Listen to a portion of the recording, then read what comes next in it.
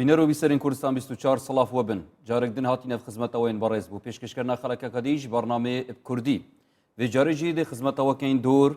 nav û nîşanekî giring mewlûd têgihiştineka hevçerx û helkefteka dêrîn bîranîna roja ji dayîkbûna pêxemberî silav ser bin her çende helkeftek û bîranîneka girêdaye ev cîhana îslamî ve ev giştî belê çim ku ev helkefte li ser xak û erd û paytextê Kurdistanê hatiye kirin û hatiye sazkirin lewra medvêtin em wek milletê Kurd ev dirêjahiya van sedan sala keme giringî daye vê yadê medvêtin em nava vê xelekê da bihez bikeyin û çendîn pirs bêne wirjandin belê ya giring û cihê bihezkirinê ew e ku bizanîn felsefe û hikmeta evê bîranînê nahête nûkirin wek pêtivî û nahête bihezkirin eb rengekê ku hejî vê yadê bîtin lewra medvêtin nava vê xelekê da behsa felsefe û hikmeta yadkirina evê rojê bikeyin û têgeştineka serdemiyane ya hevçerix behsa vê yadê bikeyin. Mamosta zor bixêr bê serçavan. Mamosta ja me wekime amaje ji pê dayî yanî gelê Kurd taybetî Kurdistana başûr yanî zor giringî dete vê bîranînê vê helkefta ji dayîkbûna pêxemberî salav ser bin dirêjahiya sedan sala. Belê rengeb şêwazekê teqlîdî yan şêwazekê nematî berdewam û tîkrar hat bîte bihezkirin lê medvêtin em niha bizanîn erê çerxê bîstûêkê da ke niha em nav da cîn pêtiviye em çawa serederiyê digel ya da bîranîna ji dayîkbûna pêxemberî bikin silav. بەناوی خۆی بەخشندەی میهرەبان دیارە ئەگەر وەکو سەرنجت دابێ و زۆربەی بینەرانیش دەزانن یعنی تۆ باسی ژیان نامەی پێغەمبەر بکەی درودی خۆی لەسەر باسی قسەکانی باسی کارەکانی باسی ئەو شتانی کە لەبەر چاویا کراوە و لێ ڕازی بۆ هەمووی کۆکەرەوە پێوەترە سونەت باشە چۆن پێتەکرێ ینی لە ڕۆژێکە سەرنج بخەیتە سەر هەموو هەمی شتێکی بێ ناتوانانی کەوە بوو لە ئەنجامی ئەوەدا وا چاکە یعنی وەکو چۆن ئەڵێ ئەم یادە وەکو ئاماژەت پێکرد لە کوردستانە بووە لە کوردستانی ئێمەدا بووە لەم بەشەدا بووە لە هەولێرا بووە بۆ نمونە وەدە لە سەر تاسەری جیهانە توانی بڵێ مەولود کورد دایهێناوە ئێوەکو کورد دایهێناوە ئەبێ بچیتەوە زانی ئەو سەردەما سوڵتان مزەفەر چی مەبەست بوو هەر خۆشی نا چونکە ئەم فکرێ خۆی و خێزانەکەشی بوو خێزانەکەی سوڵتان مزەفەر کە ئەکاتە ڕەبیعە خاتون ڕەبیعە خاتونیش خوشکی سەلاح الدینی ئەیوبیە کە لە هەولێرە 40 ساڵ خێزانی بوو پێکەوە ژیاون لێرە باش مەبەستمەوە بوو یعنی کورد مەبەستێکی لەم کارە هەبووە کە هەر ساڵێک لە ساڵەکان کە ئەم یادە کراوەتەوە سەرنجیان خستوەتە سەر شتێکی تایبەت کە لەو ساڵەدا گرنگ بوو بێ ئەژنا تو هەموو ساڵێک بێ هەمان قسە بکەیتەوە هەمان شت بڵێیتەوە نابێ بۆیە من پێشنیاری ئەوم کردو لە 2013ەوە لە نامیلکەیەکە داومە یەکێتی زانایم بۆی چاپکردم گوتم ینی هەموو ساڵێک دروشمێکمان هەبێ باشە هەموو ساڵێک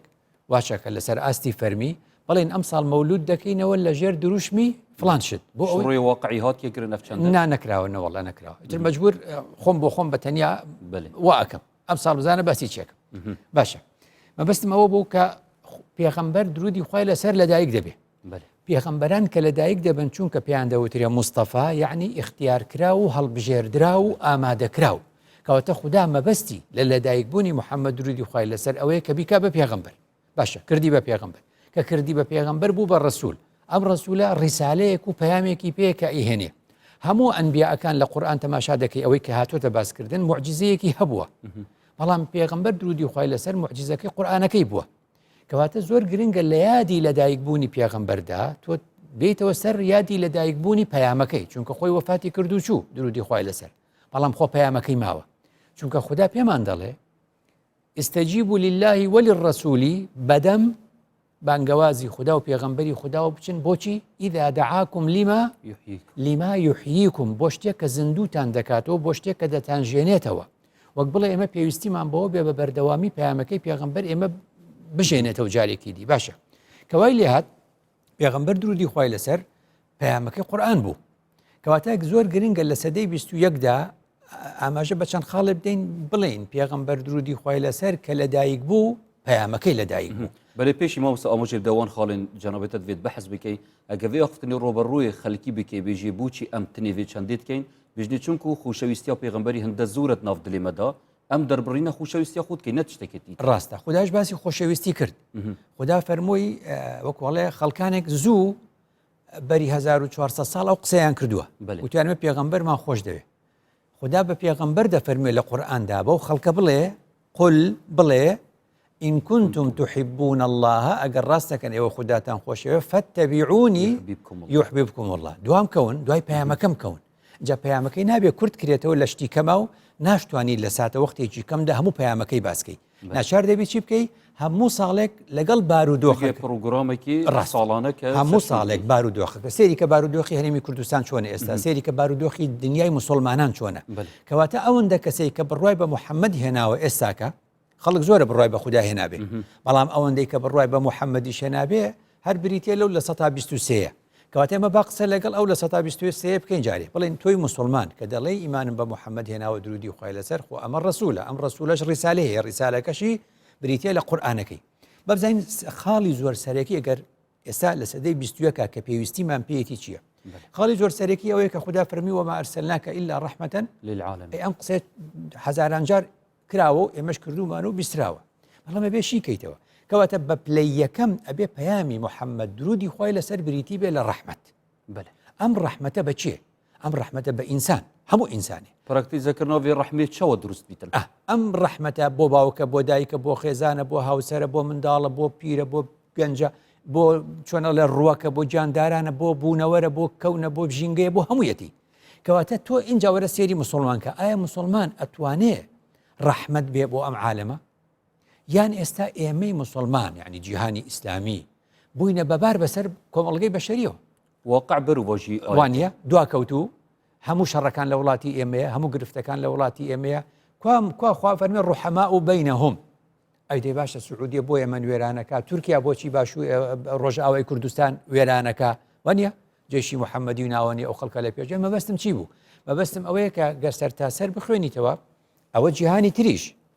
کاولکاری زۆرە دەرحەبووە مسلمان لە شوێنی تر بەس مەبەستمانێ مسلمانێک کە وەک من و تۆ ئەم ئاەتە دەخوێنێتەوە و دەزانێ محەممەد ڕەحمەتەن للعالەمین نێردراوە بە سێرەکەی مسلمانەکە وانە ڕەحم بە یەکتر ناکەن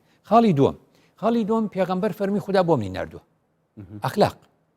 ئینەما بوعثت لأتمم مكارم الأخلاق بۆچی فەرمی لأتمم لەبەرەوەی ئەخلاق بەری ئەویش هەبووە جا سێریکە ئێمە کۆمەڵگەی مسلمان نشین خەریکە ئەخلاقەکەی بەری محەممەدیشی لە بیر بچێتەوە کەواتە بۆچی ئەم هەمی جەڕاقترێکت کەن بێژنی پێشی هاتنە محەممەدی خەڵک زەڵالەتی و بەرزەبوونی داچی هەر لەبەر ئەوەی کەوا لە مەسئلەی خوداناسیدا گرفتیان هەبووە بتپەرستی و خوداناسی ئەمما لە ئەخلاقە بە ئەخلاق بوونە بەچی دەزانی بزانە ئەو ڕۆژی پێغەمبەر درودی خوای لەسەر لە ماڵی خۆیەتی و هەموو قوڕیشیەکان و هەموو چۆن ئەڵێ قەومەکەی ئەزانن بەتەمایە هیجرەت بکە نەمان خوێندۆتەوە لە سیرەیە دەوری ماڵەکەی تەوق ناکەن دەوری ماڵەکەی دەگرن بۆ ئەوەی کەوا نەیەڵن بڕوە مانای ئەزانن ئەم پیاوە دەیەوێ بڕوە دوای کە هیجرەت دەکا و دەڕوە اینجا دەکەونە دوای و بەڕێی مەدینەیە و ئەویان و بیگرن وانە یەکێک بە عەمری کوڕی هیشام کە عەرەب پێی دەگوت ئەبول حیکەم یعنی باوکی حکمت مسلمانەکان پێیان دەگوت ئەبوو جەهل ئەو ئەبوو جەهلە بەو ئەبوو جەهلە دەڵێن باشە تو ئێستا بەدوای پێغەمبەرا دەڕۆیت و ئەم هەموو ئەسپەدە نێریت و دەڵێ ئەوەی بیگرێ بۆم ئەوەندە پارە خۆر لە ناو خانوەکەی بوو دەوری ماڵەکە تەوە کردبوو بۆ دەرگاکەت نەشکان بچیتە ژوورەوە بتگرتایە ئەڵێم ئەخلاق هەبوو بزانە ئەبوو جەهل چ دەڵێ حتى يقول العرب هتك عمرو بن هشام باب محمد وروع بناته چ بکەم لە نێو خەڵکدا چم پێ دەڵێن خەڵک عەرەب پێم دەڵێ دەرگای ماڵی محەممەدیشکان ئەم عەمری کوڕی هیشامە ئەم ئەبوو جەهلە وای پێ دەڵێن ئەڵێ وان پێ دەڵێن دوای اینجا دەرگای ماڵی محەممەد بشکێنم و بچمە سەری و بیگرم و کچەکانی بترسێنم کە لە ماڵەوەن وەکەی ئەخلاق ئەبینی جا بۆی هەموو جاڵم من داوا لە عەرەبەکەم ئەگەر ناشنە سەر ئەخلاقی محەممەد بشنەوە سەر ئەخلاقی ئەبوو جەهلەکە خۆ چەند ئەخلاقی جوان بووە ئەی ئەمەی ئێستا کە ناوی جێشی محەممەدی و دێ بەسەر ڕۆژ ئاوادا ئەدا دەرگای ماڵەکان ئەشکێنێ وەنیە ئەچێتە سەر ماڵەکان مریشکە دزێ قازیشە دزێ زێڕیشانە دزێ پارەشیانە دزێ ژنیشانە بە و پیاویشانە کوژێ ئەوە پێ بڵێ بچۆرە سەر ئەخلاقی ئەبوو جەهل باشترە چونکە ئەبوو جەهل شەرمی کردووە دەرگای ماڵی پێغەمبەر بشکێنێ تۆتی کچەکانی لە ژوورەوە کچەکانی ئەترسن دوای ئەبینی کەواتە قورئان 6000 بەبێ بسمیلاکان لادەی 6236 ئاەتە 6236 ئاەتە بەبێ بسمیلاکان 110 ئاەت باسی عیبادەت دەکا قورئان 110 ئاەت ناکاتە 102 ئەبینی 1504 ئاەت باسی ئەخلاق دەکە كأكات السطا تشلي قرآن سطا تشلي قرآن باسي أخلاقه سطا دوي قرآن باسي عبادته اف كميه كهند الزور التكستن قرآن بيروس تكس الاخلاقي كريا وفرمودين پیغمبري هر وصا اري تشتك ريگر بويا كاف اخلاقه برجستنا بيت نوا مسلماني دا تيجيشتن لوي كعبادة تنها بريتيه لوي نيوجكاني بكاو بالرجوبة أو توكتها وقت قوسك وكو أوا تينجيشتوا كقرآن أو الروبركيتي بجميرن أما قصي إمامي غزالية قصي إمامي غزالية الله آية كان قرآن سطو دب وسطو بست عبادته هزارو بيان سطو شوار آيات باسي أخلاقك دي أوسطها تشلا أوسطها دوا كواتبتو ليادي لدايك بوني محمد درودي خوي لسر بتجي نو سر أخلاقك زين أخلاقك عائشة أي ناسية رضاي خوي لي بتشي قلت دي كان خلقه القرآن سير القرآن كانوا بزان انت ما شاي كانوا تشاوي لك سيب ام پیغمبر خدا بو نردي بو لدايك بو بيغمبر بو چي نردي درودي خوي لسر ويضع عنهم إسرهم والأغلال التي كانت عليهم نتوكاني يعني ام اين بوچی پیوستی بو تازه بکرێتەوە ام اين بوچی ابوای تازه بکرێتەوە بو آسان کردی کەواتە صفەتی سێمی ام پەیامی پێغەمبەر درودی خوای لەسەر ئاسانکاریە دەیبزانە دین چەند زەحمەت بۆ ئێستاکە دەست بۆ هەر بابەتێ بدە دەست بۆ هەر بابەتێ بە تەنانەت ئەم مەولودەی کە ئێستا من و تۆ باسیەکەین لە نێو مسلمانان و زانای ئیسلامە یەکلا نەبۆتەوە هەندێک کەڵێن بدعایە هەندێک کەڵێن حرامە هەندێک کەڵێن ئەبێ و هەندێک کەڵێن مەکروهە و هەندێک کەڵێن مەقبولە ئەبینی یعنی یادەکە خۆی اینجا بزانە هیچ باسیەک نییە یەکلا کرابێتەوە کەواتە دینەکە قورس کراوە خداش دەفەرمێ بۆیە محەممەد منار ويضع عنهم إسرهم إسر يعني ثقل يعني قرسي ونيا والأغلال التي كانت عليهم أو كوتو بندو بي بنداني كوا يوي بس بوا كا آزاد اف خالن جناب تدويت اموجي بيبداد مامس برس جلك جرينجرو بيتوينه بل مدويتم شي نفشارين كردستان جيدا ديسان برسيار هاتي آراسته كرن اري ام اتيادا بيرانينا دايقبونا پیغمبري صلاة سربن ام فيره چبوينه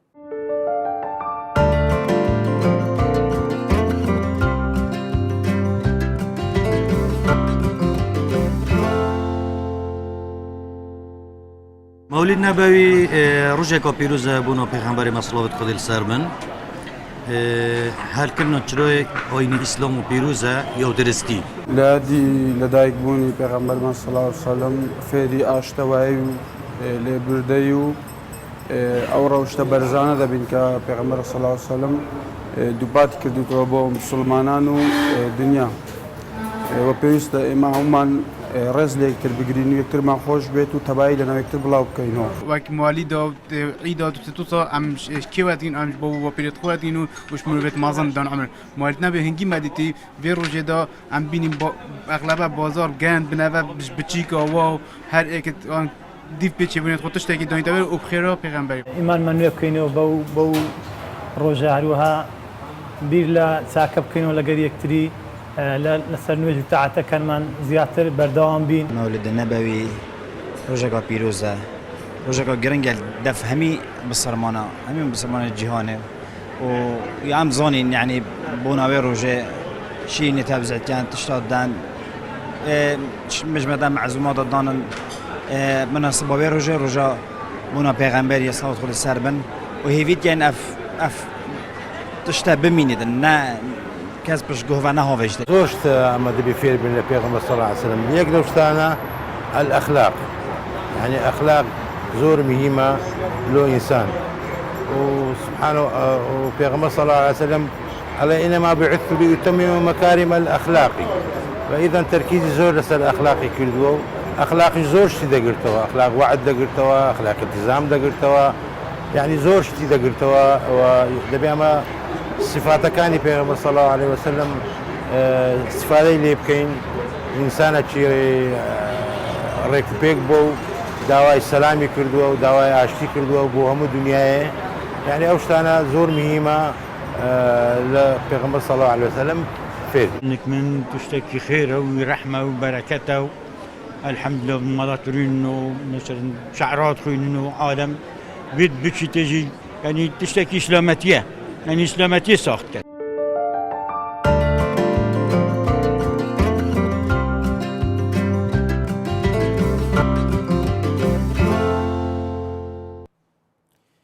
بجدار بوين برز دستت وتخوش بن بو بجدار ياوا و ساخو سلامت بن هر بجين سلامت بن ان شاء الله. مامۆستا هێژا مە پێشی فۆکسبۆ بێمە ئاماژەدا هەندێک خاڵە جانابێتە کە دووشوان خاڵا بەحەزکردن و دەگوتی 4 خاڵ هەنە ئەوان دوو خاڵێت مایی ئەگەر ئاماژێ پێ بدەی و دواتر بچینە سەروێ چەندێ ئەرێ ئەvە چەندین ساڵە ئەم چەندین پەیو و چەندین بابەت و چەندین تشتێن تیکرار و دووبارە ئەم بەحەزکەین ئەرێ چەو ئەم دێکارین فکر و هزرەکانی و فەلسەفەکانی بەحسا ڕوژەدەی بوونا پێغەمبەری بکەین سەڵاو سەر بن زۆر باشە خاڵی سێم من باس کرد کە خوددا دەفەرمێ ويضع عنهم إصرهم والأغلال التي كانت عليهم بۆیە ئێمە لە دوعاە لە قورئاندا خوددا پێمان دەڵێ ربنا ولا تحمل علينا إصرا کەواتە ئیسر قورسیە ئابزانە بنی ئیسرائیل خوددا لەسەری فەرز کردن کە ڕۆژی شەمە نابێت دەستکەن بە ئاوە نابێ وەک سزایەک إذ تأتيهم حيتانهم يوم سبتهم شرعا ويوم لا يسبتون لا تأتيهم بۆ ئێمە ئەوە ويضع عنهم إصرهم ئەو قورسەی لادا بروجي جمعة بيما شي فرمو بس كاتي نوجك إيش مكان فإذا قضيت الصلاة فانتشروا في الأرض وابتغوا من فضل الله يتر معناه واني روجي جمعة هي إيش كردنيا إيش تيابك كاري تيابك أو إسرك أو نمونيك كخدا أغلال أمهم خرافات وأمهم قصة الله وأمهم إنسان ترساندنا وأمهم بنابردنا بر أم شلون الله هي زنادي على دروينا أنا ما نهمي أغلاله اجتمعنا وياكانا كدستي إنسان دقري فكري إنسان دقري إنسان دبستي ئازادی لێ زەوت دەکا خدا دەی باشە ئێستا جیهانی ئیسلامی و مسلمان چەند ئەم ئەغلانانەی لە دەستی خۆی کردووە چەند خۆی تووشی ئەوە کردووە کە خورافات و شتی زۆر بێمانە کە بەڕاستی بڕۆی پێێتی وازانە دینە و دینیش نییە خاڵی تر ئەوە بکە خدا لە پەیامەکەی پێغەمبەر درودی خوای لەسەر لەگەڵ لەدایک بوونی پێغەمبەردا جەختی لەسەر کرایە و ئەمانەت و عەدالەت بوو ئەن تؤدوا الأمانات إلى أهلها ئەم ئەمانەتە و ئەم عەدالەتە زۆر مەسەلەیەکی گرنگ بوو وإذا حكمتم بين الناس أن تحكموا بالعدل من چەند جار لەگەڵ ئەم قنسوڵی وڵاتانە بەتایبەت بەریتانیا کان هەرچەند بەریتانیەکانم بینی بێ پێم گوتم ئێوە ئێمەتان بەم وڵاتەوە لکاندووە بوچی ینی دابشکردنی چوارپاچەی کوردستان و لکاندنی باشووری کوردستان بە عێراقەوە یعنی ئەتانتوانی ئێمە بکەن بە دەوڵەتێکی سەربەخۆ مەبەستم چی بۆچی بیریان دەخەمەوە دەڵێم ئێوە ئێمەتان نەکرد بە دەوڵەت هەندێکیان بەگاڵتە دەڵێن ئێکا کە ئێوەمان تەسلیمی برا مسلمانەکانتان کرد ئێوە بە ئەمانەت لە لای ئەوانن منش وا دەڵێم ئێستا ڕۆکەوەنجی خوددا ئەنا بەس ئێستا ئەگەر ئەڵێم بۆ ئەوەی بەهانەی ئەو ببڕین ڕۆکەمە برا مسلمانەکان ئەڵێم خوددا دەفەرمێ إن الله يأمركم خوددا ئەمرتان پێکە أن تؤدوا الأمانات إلى أهلها دا ئەو پارچە کوردستانانەی لە لاتانە بیدەنەوە بە خەڵکەکەی کە کوردەکەیە وانە خوددا وا نافەرمێ ئەوە عەدالەت نییە ئەوە ئەمانەت نییە ئێک ناشی دەنەوە مەیکوژن سەری مەبڕن کیمیاوی پیان مەکەن ماڵی وێران مەکەن تووشی ئاوارەبوون و ڕاگواستنی مەکەن ئەمە پەیامەکانی پێغەمبەر و درودی خوای لەسەر کە دەبێت لە هەموو ساڵێکدا پەیوەستکرێتەوە لەگەڵ ئەو بارودۆخی توێژین پێنجەم مەسەلەی برایەتی بوو ئەم پێغەمبەرە هات درودی خوای لەسەر فەرمووی هەمووتان لە نەتەوایەتیدا برای یەکن وإلى عاد أخاهم پەیامەکەی پێغەمبەر وا دەڵێ وإلى عاد أخاهم هودا وإلى ثمود أخاهم صالحا وإلى مدين أخاهم شعيبا کەواتە هەموو پێغەمبەرێک برای نەتەوەکەی خۆیەتی ئەو فەرمووی إنما المؤمنون إخوة لەو پەیامەدا پەیامی پێغەمبەر بە هەموو باوەڕدارانیشی کرد بە برایەک ئەو جا فەرمووی پێغەمبەر درودی خوای لەسەر لە قورئاندا یعنی قورئانەکەی پێغەمبەر خدا فەرمووی الذي خلقكم من نفس واحدة ئەوش لەبەر ڕۆشنایی ئەوەدا گوتی كلكم من آدم وآدم من تراب تۆ بڕوانە ئەمە برایەتی ئینسانی لە دنیادا کووە برایەتی نەتەوایەتیش لە نێو ئێمەدا یعنی هەمومان لە مەسئلەیەکە کۆکین بەڵام دوای لە وردەکاریەکانە کەواتە هەلکەفتەش دایکبوونە پێغەمبەری سڵاو سەر بن چه حکمت و فەلسەفە پشت هەیە و مەفێرە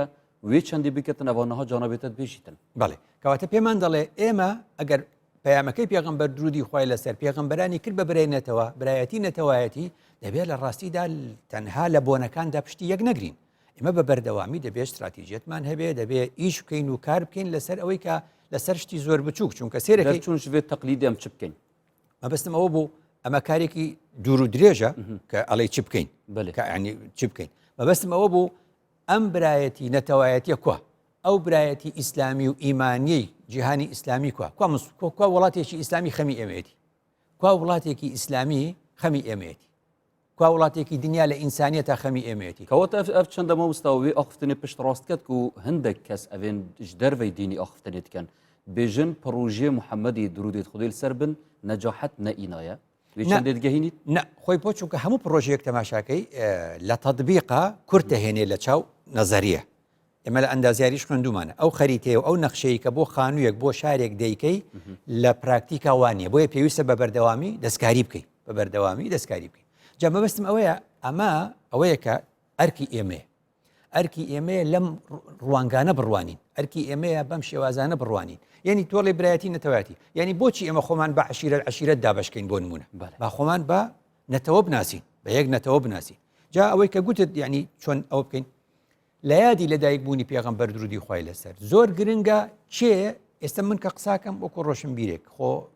خەڵک من بە نوێنەری دین نازانێ مافی خۆشتی من نوێنەری دین نیم بەمعنە باشە بابزانین پێغەمبەر لە دوای خۆی درودی خوای لەسەر چی کردو بە نوێنەری دین هەموو دەڵێن پێغەمبەر فەرمیوتی العولەما و وەرەثەة الأنبیاء کەواتە بزانە شانازی نییە بەڵکو ئەرکی عولەما چەند قورسە ئەبێ عولەمای عالەمی ئیسلامی بەگشتی ئەوە لێگەڕێ ئیش بۆ خۆیانەکەن زانایانی هەرێمی کوردستان 6,000 مەلات هەیە 3,200یان بۆ نمونە خەڵی بن یەکێتی زانایانت هەیە ئەرکیان چەند قورسە کە ئەڵێن ئێمە وارسی ئەنبیاین دەبێ ئەوان مەولود تازەکەنەوە دەبێ ئەوان ئەم مانایانە تازە بکەنەوە ئێمە پشتمان بەچی شکاوە مەگەر بەم هەموو فەرمودە درۆیەی کە ژمارەیەکی زۆری فەرمودە سیرە هەموو دەستکاری کراوە بە ئاراستەیەک کە هەر کەس دەلای خۆی دوێ مەسە پیاوێکی وەکو ئەلبانی دێ دەڵێ ئەو حەدیسانە دەستکاریە کاتەوەیە بە معنایەک هەڵێ سنگێنێ بەڵێم ڕاستتر هەڵێ سنگێنێ دەڵێ ئەوە صحیحە و ئەوی تر زەعیفە ئەوتر ئەوە باشە بۆ خۆی کردی ئێمە ئیبن سەلاحی شارە زوریمان هەبووە لە سەردەمێکە ئێمە ئیبن قوتەیبەی دینەوەری کرماشانمان هەبووە لە سەردەمێکە بۆ ئێستا زانای کوردیش نایە فەرمودەکانی پێغەمبەر درودی خوای لەسەر تەماشا بکە من نا با ئەوان بۆ زانستە ئیسلامیەکانی کوردستان بۆچی زانای مسلمانی کوردستان نایەن ئەوان ئەم حەدیسە مەوزوع و زەعیف شتە لادەن چونکە ئێمە کورد ئەبێ شانازی بە شتێ بکەین ئەبێ ئێمە شانازی بە شتێکەوە بکەین بەدەمی پێغەمبەرەوە سەدان بگرە هەزاران حەدیسی درۆ کراوە بەدەمیەوە کراوە وایە ئێمە بەشدار نینتیایە ئێمە لە دنیا و لە قیامەت شانازیەکەین چونکە ئیبن الأثیر لە کتێبی ئوزد الغابە في معرفة الصحابة ابن حجر عسقلاني لا الإصابة في تمييز الصحابة ئەم دۆ چ دەڵێن خۆمانە چ دەڵێن دەڵێن پێغەمبەر درودی خوای لەسەر یەک سەحابی هەبووە کورد بووە بە مستەلەحی ئەوان ناوی جابان بووە گاوان بووە کاوان بووە هەر کەسێکی تر بووە ئەمە خۆ کوڕێکی هەیە ناوی ئەبوو بەسیری کوردیە مالیکی کوڕی دیناریش خۆ کوورد نیە عەرەبە لە جەلسەیەکە لە دانیشتنەکە مالیکی کوڕی دینار ئەڵێ ئەبوو بەسیری کوردی تۆ باوکت سەحابەی پێغەمبەر نەبوو ئەڵێ بەڵێ ئەڵێ ئەی باشە ئەوەندە ساڵە لەگەڵی بوو حەدیسی لێ نەبیست ئەڵێ بەرەوەڵا زۆری لێبیستوە ئەڵێ ئەی ناجێڕێتەوە لە یەک حەدیث زیاتری چی نەجێڕاوەت ئەڵێ ئەی بۆ ئەڵێ کانە ئەبی لا يحدثنا عن النبي مخافة أن يزيد أو ينقص باوكم دەیگوت حەدیث ناجێڕمەوە لە پێغەمبەر نەبادا قسەی خۆمی بخەمە سەر زیاد و کەم ئەها کورد پەرێزی کورد چەند پاکە لەم مەسەلەیە ئەمە پەرێزی کوردە کە پشت گەرمیە زانایên ئاینی یعنی طبعا زانایên کوردیش هەر وەسا وێزرێتکەن کە ئەف شولەی هاتیە ڤاڤارتن و هاتیە ئیکلاکردن بۆ نمونە بخاری و مسلمە هەیە لێت پشتگەرمن کە هەموو درستن و پێویستی بچ تەنقیحەکی ناکەتن مادام زانای دی لە دوای ئەوان هات و خەریکی ئەو تەنقیحاتن هەیە هاتووەکوتم ئێستا خۆ ئەلبانی پیاوێکە چەند ساڵێکە وەفاتی کردووە بۆچی ئەو جورئەتی کرد بڵێ ئەوە صحیحە و ئەوە حەسەنە کردی وانای خەڵک ئەیکا خۆ ناوەستێ ئەی علومی حەدیث و دکتۆرا لە علومی حەدیثی شەیە کەواتە یعنی بەنها گۆڕی دیتناتە قابلی وێ چەندێ بخاری مسلم بێنە تەنقیحکردن بە ڕێی من نا بە ڕێی زانایان خۆیان ئێمە چەند کەسمانەیە دکتۆرا هەیە لە علومی حەدیث زۆرە وانە چەند وەکو گوتم خەتیبمان هەیە لە کوردستانە زیاد لە 3200 ئەمان کاری ئەوانە زانایانی ئاینی ئیسلامی کوردستان زانستە ئیسلامیەکانی کوردستان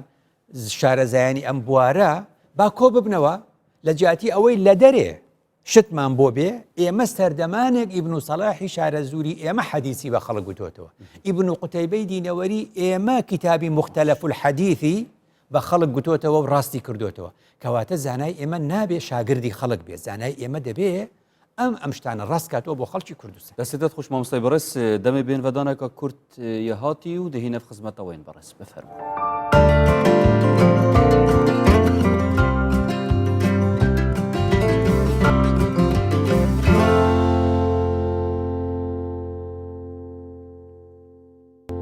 دووبارە سەڵافا بن بینەرین بەڕێز بەردەوامین سەر تەوەرێمە دەستنیشان کردی سەر مەولودا پێغەمبەری درودێت خودی لەسەر بن و هەلکەفتێکا دێرین و تێگەشتنێکان نوێی مامۆستایژە ئەم بینە سەروێ چەندێ دەما جەنابێتە بەحساوی چەندێک کردی کە دەبێتن ئەم خۆنی بکەینەوە و ژیانێکان نوێمە هەبیتن ئلسایڤان هەلکەفتانە وەختیان بەحەس بکەین هەم تێگەشتنێتمە هەم قەنەعەتێتمە هەم ژیانێک و ژین و ژیارەکان نوێمە هەبیتن ئەرێمە چ ڕێگری و ئاستەنگێن دیتر هەنە و ئەم وە کورد نکاری وێ چەندێ بکەین بەلایکەمەوە سێ ئاستەنگ هەیە بەێ ئاستەنگی یەکەمیان پێی دەگوترێت چەقبەستووی هزری یعنی تۆ هزر نەکەیتەوە قورئان کە پەیامی پێغەمبەرە و لە ڕۆژی لەدایکبوونی ئەبێ باسیکەی وشەی عقل وەکو عقل وەکو ئیسم وەکو ناو چونکە جامیدە باسی نەکردو فکر وەکو ناو وەکو ئیسم وەکو ناون جامد بێ باسی نەکردو لە جیاتی ئەوە فعلەکەی هێناوە فەکەرە يفكر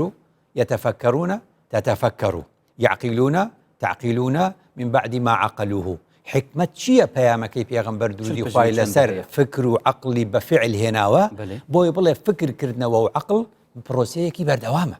نابێ بوەستی لەبەر ئەوەیە زانایانێ گوتویانە عقل مێشک دەماغ وەکو چەتر وایە چەتر یا لە گەرمای هاوین دەتپارێزێ یا لە بارانی زستان دەڵێن بەڵام کەی دەتپارێزێ کاتێک کراوە بێ ئەگەر چەترەکە داخست بوو بەدار بوو بە گۆچان بوو بە هیچ شتێکی دینەمە کەواتە عقل بۆ ئەوەی سوودی هەبێ مێشک بۆ ئەوەی سوودی هەبێ دەبێ کراوە بێ بۆیە خوددا گلەی لە ڕێی پێغەمبەرەوە درودی خوای لەسەر گلەی لە نەتەوەکانی پێشوو کردووە بۆ دەڵێ من هەر شتێکی نوێتان بۆ دێنم قالوا بل نتبع ما وجدنا عليه آباءنا بابا پیرانمان ئاوا دینداریان کرێمە ژوایەکەین یعنی چی لە مەسەلە عەقائیدیەکان لە مەسەلەکان کەەوە دینە و دەبێ بەڵێ تو نابینی یعنی سەدەمێ سەرەکی بووێ چەندێ پیرۆزیە مەسەلەیە ینی وەختیان بێژین دین شریعت شتێکی پیرۆزە ئۆتۆماتیکیان عقل بە نابیتن ڕاستە کەواتە تۆ دەستکاری دەقت نەکردووە کەس دەستکاری ئاەت ناکە کەسیش دەستکاری فەرمودەکەی نەکردووە دەستکاری چۆکەی دەستکاری قسەی ئەو پیاوە ئەەکەی کە لە ڕوانگەی ئەو فەرمودە و ئاەتەوە قسەیەکی کردووە کەواتە تۆ سەدەینە سەری لە کۆتایی باشتر ئیشارەتی پێکەم کەواتە مەسەلەیەک دێ چۆن ئێمە ئێساگەر سێریکە ینی تەسەورکە لە جوانیەکانی هەندێک نوێژ هەیە چییە ینی مەسەلەن نوێژێکمانەیە پێوترێ نوێژی خۆرگیران کسوف شەمس یعنی کە خۆر دەگیرێ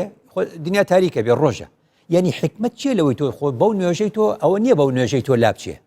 بەس ئەوە دەگەێنێ کە ئێمە ئەوەندەمان دەبێ حەز لە ڕووناکی بێ تەنانەت کاتێ لە ڕۆژدا خۆرگیران نوێش بکەین لە پێناوی ئەوەی کە تەڵەب لە خوددا بکەین دنیا ڕووناک بێتەوە بزانە خسوف القمر مانگ جیران خۆ مەسەلەیەکی علمیە بۆچی خۆی سەزانیومانە مەسەلەکە علمیە خۆزانیومانە کاتی دیاری کراوێ لە ئێستەوە ئەزانین 10 ساڵی تر 20 تر 30 تر کەی مانگە گیرێ و کەی ڕۆژە گیرێ بەڵام بۆچی سونەتەکە وایە لەو کاتەدا ئەو دوو ڕکعاتە بکەی ئێمە لە شەوا ڕووناکیمان حەز دەیە لە ڕۆژی شابێ ڕووناکیمان حەز دەبێ ئەو وشەیە خسوف سەڵاتی کسوف و سەڵاتی خسوف نوێژی خۆرگیران و نوێژی ڕۆژگیران فێرمان دەکات دەبێ مسلمان حەزی لە ڕووناکی بێ دەبێ مسلمان هەمیشە فکری کراوە بێ دووە ئەوەش بکە پێ دەوتێ چەقبەستووی لە چی چەقبەستووی لە شوێن چۆن شوێن یعنی بۆچی خوددا دەفەرمێ لیەتەفەقەهوا فی الدین بەچی لە دین فێر دەبی فەلەولا نەفەرە من كل فرقة منهم طائفة هەڵە دەرچن بگەڕێن اینجا لە دین تێدەگەن ئەو کەسە لە دین تێگەشتووە کەوا زۆربەی وڵاتانی دنیای دیبێسە زۆر کەس ڕەنگە هەبیت مامۆستاد یعنی وەکو بیژن گەڕیانەکە زۆرژی کردیا و دکتۆڕاژی هینایە و بەڵام هەر نەبووەوە ڕاستە کەواتە بە چاوی چۆنەڵێ بە چاوی کڕیار کوردەڵێ بە چاوی کڕیار نەگەڕاوە بۆ حەقایقەکان بەمانایەکی تر حکایەتێکی ڕەمزی هەیە بۆقێک لەدایک بووە لە نێو بیرێکدا ئیدی هەر لەوێ گەورە بووە تەماشای ئاسمان دەکە ئاسمان بەنسبەتی ئەو چەندێکە دەمی بیرەکەیە کۆترێک لەسەر بیرەکە وەستاوە ماندوو بووە پاش ئەوەی یەک چەند سەدان کیلۆمەتر فڕیوە نیشتوتەوە لەسەر بیرەکە چیرۆکێکی ڕەمزیە ئەو بۆقە کە لە نێو بیرەکەدا گەورە بۆ لە دەرەوەی بیرەکە هیچ دنیا نەدیوە بە کۆترەکە دەڵە زۆر ماندوو دیاری ئەو هەناسە بڕکێت لە چییە ئەوش دەڵێ وەڵای ئەو ئاسمانە گەورەیە تەی دەکەم و دێم و ئەڕۆم و یعنی ماندوو بووم هەڵێ ئاسمان کوا گەورەیە ئاسمان لە دەمی بیرەکە بۆ ئەو دەمی بیرەکەیە لەو کەنارە بۆ ئەو کەنارەیە کەواتە زۆرێک لە خەڵکی ئێمە کە باسی دین دەکەن دنیایان نەدیوە بەس لە مزگەوتەکەی خۆی دانیشتووە بەس لە شارەکەی خۆی دانیشتووە ئینسانێکە بەس لە وڵاتەکەی خۆی بووە نەگەڕاوە بزانێ ئەم فقە لە وڵاتی تر چۆنە هەر لە وڵاتی ئیسلامیەکان بگەڕێ لەو 57 ببینێ بزانە دنیا چۆنە ئەمە هەمووی پێت دەڵێت ئەفکاری تر هەیە مەزاهیبی تر هەیە بیر و بۆچوونی تر هەیە ئەو کات کە هەموو ئەمەت زانی تا عالمتر بی تا زاناتر بی بۆیە قورئان دەفەرمێ سیروا فی الأرض وانە چەند باسی سیروا فی الأرض ئەفەلەم یەسیروا فی الأرض خوددا گلەیی دەکات بگەڕێن ببینن اینجا ئەگەر ئێستا پارەمان نەبێ و ڤیزەمان نەبێ و پاسپۆرتمان نەبێ دنیا گشتی هاتۆ بۆ لامان لە ڕێی ئینتەرنێتەوە بگەڕێ بە هەموو وڵاتانی دنیادا بگەڕێ دێمە سەری ئێستش ئەو مەسەلێ کەواتە ئەمە ماباتەوە سەر چەق بەستووی زەمان بەڵێ تۆ بزانە زمانی خۆی کابراایەک لە ئێمەەوە هەتا عێراق لە عێراق و تا من هاتبێ بە سواری وشتر یا بەچی چووە بۆچی بۆ ئەوی فەرمودەیەکی دەستکەوێت باشە تۆ بە کلیکێک دەست ناکەوێت ئێستاکە لەسەر ئینتەرنێت دەستەکەوێیانە کەواتە تۆ علمێکی زۆر لەبەردەستە با قسەیەکت بۆ بکەم لە ساڵی 1991 پێشی 28 ساڵ لەمەوبەر یەک سایتی ئەلکترۆنی لەسەر ئینتەرنێت هەبووە هیچ زانایەکی فیزیاوی بەریتانی بوو یەکدانە ساڵی 92 هات سایت جارە باسی فەیسبوک ناکەم سایتێکی ئەلکترۆنی یەکدانە هەبووە لە ساڵی 91 لە ساڵی 92 بوو بەچەند بوو بە 10 ئێستا لە ساڵی 91 یەک سایت هەبوو لەسەر ئینتەرنێت ئێستا لە 2019 چەند سایت هەیە بە سایت هاجارێ چەند هەیە 1 ملیار و 710 ملیۆن سایت هەیە 1 ملیار و 710 ملیۆن سایت مەزدەری ئەمە قەناتی سایتی ئەلحوڕێ ئەمریکی زوریەتە پێ باشە یانجی وەسەر لێ شێواندنێکە نه یعنی بزانە دەست بۆچی بەری هەیە کەواتە اینجا ساڵی 2000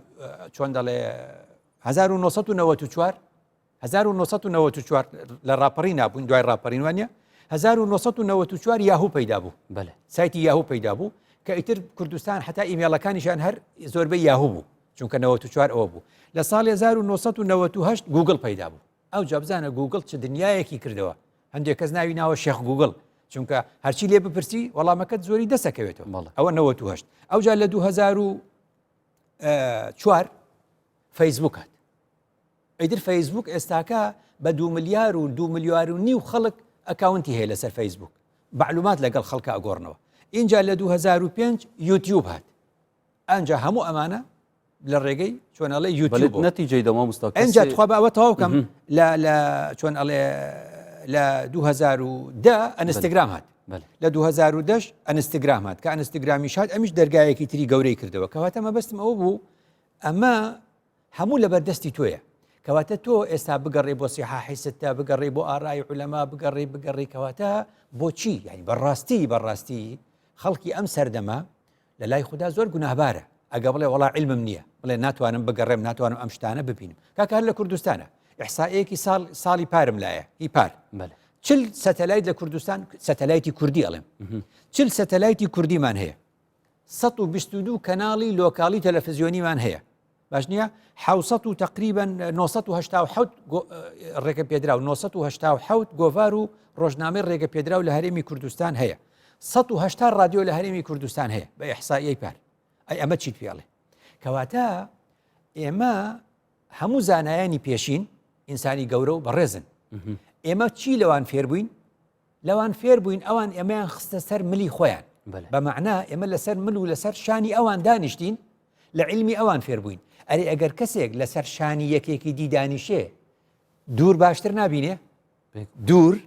کەواتە ئێمە بۆیە باشتر دەبینین ناڵێن لەوان باشترین دەڵێن ئێمە لەسەر شانی زانایانی پێشین دانیشتوینە بەرزترین لەوان باڵامان بەرزترە دوور باشتر دەبینین دنیا باشتر دەبینین ئێستاکە ئەمە مەسەلەیە بەلێتونەوە بینی مامۆستا ینی هزرا دینی بشکلێکی گشتی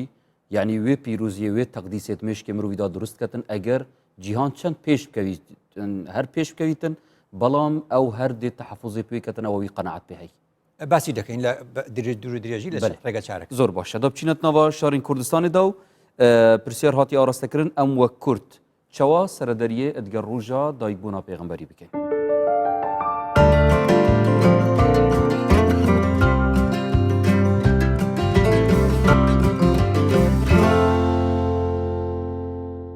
پێکەوە ژیان لەسەری هەموو شتێکە وەکو مسلمان چکە پێوە سەلسەن کە هاتیە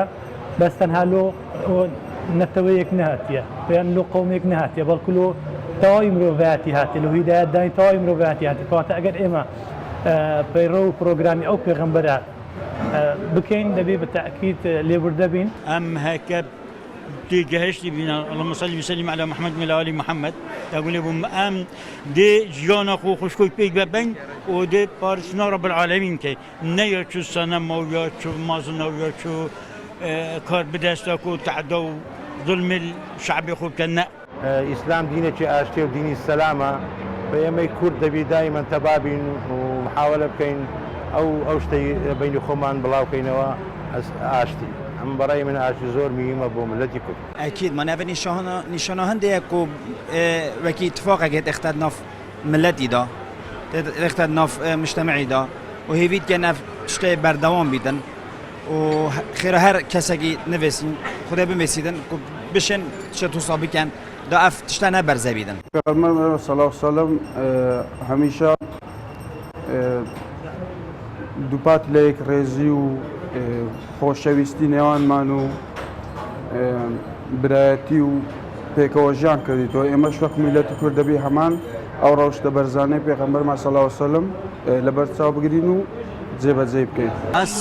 هەندی vê rojê fêrbî min dîtî min tiştê kirîne xêr.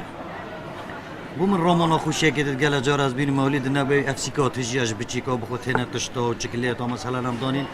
خێر و تێنەکردن دیمە گولێ بووی ئەوەیە. vê em Kurd مسلمان em Kurd اغلبا fêr bîn vê roja malît nebe yani tiştekî em deyim xêra pêxemberê xwe xêra nebe.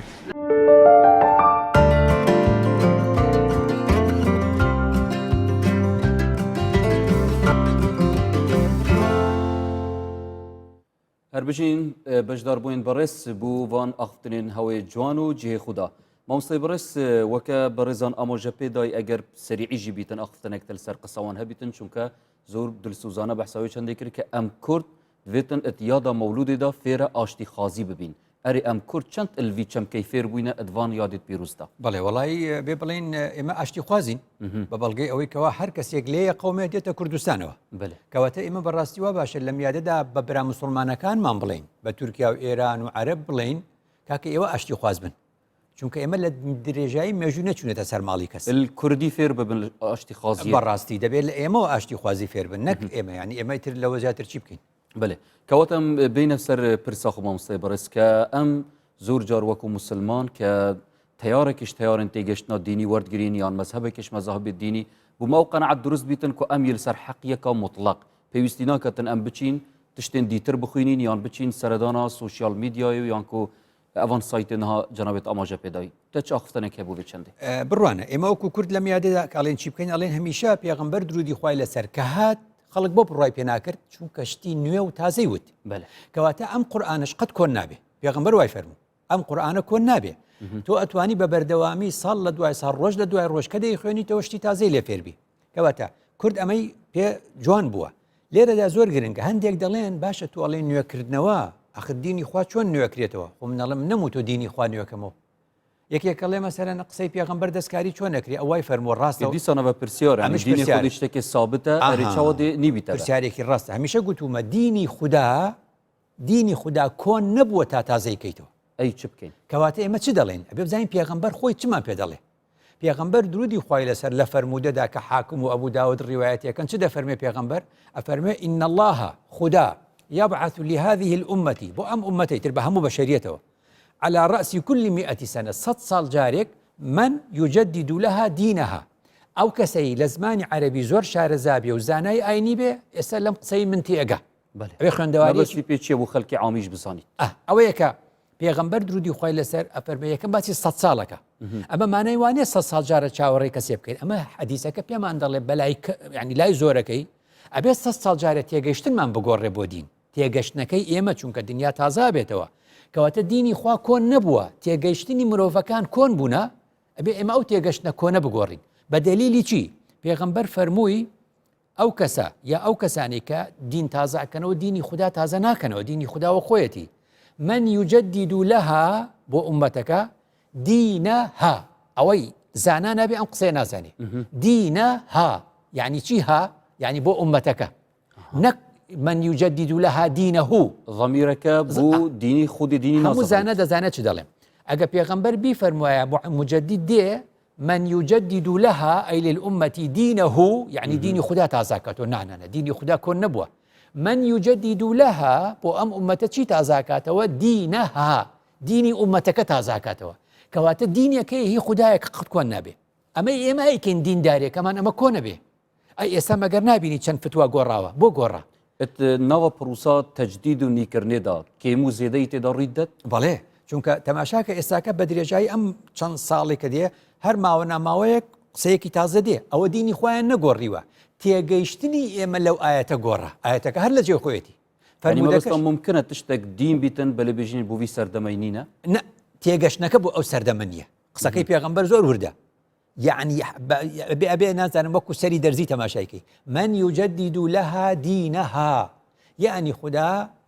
خلقان يك دنيري 100 سال جاريك أم دين تازه بكنوا ديني چه تازه بكنوا ديني أمتك يعني أويك خلق بدين ينزانيو أويك خلق بدين ينزانيو معناه چيا تطبيقات دين دبي بقوره تطبيقات دين دبي بقوره يعني خلق جاران باسي چوني وتو چوني كردوا نوش هر نوجه بس تو نابيني استاكا برمالك پیدا بۆ قبل نواکەی لەسەر وانە ئێستا نابینی سعاتێک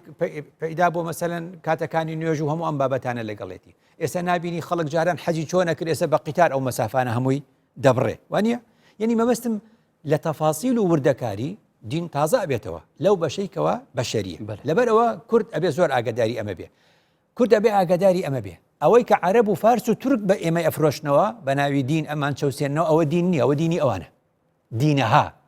دینەها یعنی ئەوە دیندارێکەی ئەوانە وا تێگەیشتون ئەوە ئەوانن کە دەڵێن پیاوی کورد بکوژن و ژنی کورد سەبی بکەن و ئەخرێمە گوتمان ئەڵێ کاک ئەوە قاعیدەیە قاعیدەش هەر وای کرد قاعیدە ڕۆی داعش هات داعشش هەر وای کرد داعش ڕۆی جێشی محەممەدی هات خۆ ئەمیش هەرواکە ئەمیش هەر ژنە کوژێ ئاخر ژن لەسەر ڕێگا ئەڕوا بە سیارێک و بۆ ئەیکوژی ئەی پێغەمبەر فەرمی وەلا تەقتولوا ئیمرأەتەن ئەمە قسەی پێغەمبەرە ئێ جێشی محەممەدی ئێستا تۆ بۆ ژنێک لەسەر جادە کوشت و دادگرت ئەوەی کە ڕئیسی حیزبەکە بوو باشە ئەی تۆ بۆچی پێغەمبەر درودی خوای لەسەر فەرمی ئەگەر ئەسیرتان کرد با دە کەس فێری خوێندەواری کەن و بەڕاڵیکەن ئەی ئەوە غیرەتە تۆ ئافرەتێکی کورد بە ئەسیری ئەگریت و سێلفی لەگەڵا ئەگری ئەو جێشی محەممەدیە کەواتە هەمانە هەمووی ئەوە دین نییە ئەوە دینی ئەوانە بۆیە دەڵێم ئیسلامی کوردی هەیە بۆیە دەڵێم ئیسلامی کوردی هەیە چونکە ئەو ئیسلامی کە نەتەوەکانی دی پێمان دەفرۆشنەوە ئیسلامی خۆیانە ئەوە تەطبیقی ئەوانە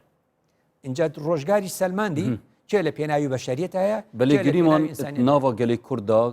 کەسێک یان چەند کەسێک هاتن کە مەبەستا تەجدیدا دینی بەلێ تەجدیدەوان تەجدیدێکە گەلێک خراپتر بوو یان نەها هەی باشە بچینەوە لای زانای کوردی بۆتان ئیبن الئەثیر لە کتێبی جامیع الئوسول جامیع الئوسول باشە لە کتێبی جامیع الئوسول ئیبن الئەثیر دەڵێ مجدد وا نەزانن یعنی چاوەڕێ بکەن لە چاوەڕوانی گۆدۆدا وەکو بە مستەلەحی ئێستادا چاوەڕوانی شتێکی خەیاڵی مەکەن ئەڵێ یەکەم شت ئەڵێ مجدد مەژمێرن صفاتەکانی چێ و چی نییە ئەڵێ مجدد ئەو کەسەیە کە قسەیەکی جوانی لە دینا کرد بەم زمانە چووکە بە عەرەبی ئەڵێ المجدد من يعم نفعه أهل زمانه